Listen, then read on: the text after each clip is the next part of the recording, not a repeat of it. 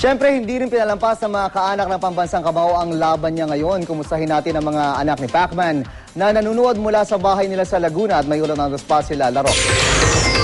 Ala?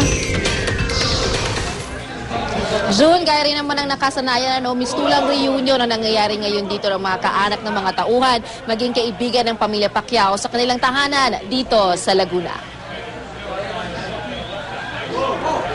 Inayos na nga nila, June, ang kanilang sala rito para mas marami ang makanood. Maging ang screen ng bintana, tinanggal na muna para ang mga hindi makakapasok, sa bintana na lang muna magtsatsaga makapanood ng laban. At maaga pa lang, gising na rin ang dalawang babaeng chikiting nila Pacman na sina Princess at Queenie. Sa akin nga pagkipagkwentuhan kay Princess kanina, tila naiinip na ito sa pagsisimula ng laban ng kanyang daddy Pacman. Kumpiyansa rin siyang mapapatumba daw ng kanyang daddy ang mortal na kalabang si Juan Manuel Marquez. Pero ang bunsong si Queenie, kabalaktiran ang nararamdaman. Gayunman, kapwa may fearless forecast na ang dalawa. Knockout round 5! I'm too scared. Ang daddy mo, anong round? 5? 10? What round? Just the choose. Just the number.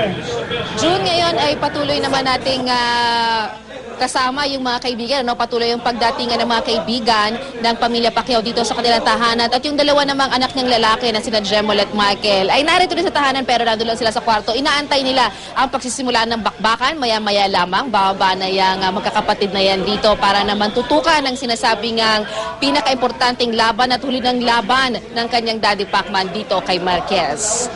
June? Mukhang di Sir Lee, may potensyal na maging boxing analyst ang mga babaeng anak ni Manny Pacquiao. Maraming salamat, Lala Roque.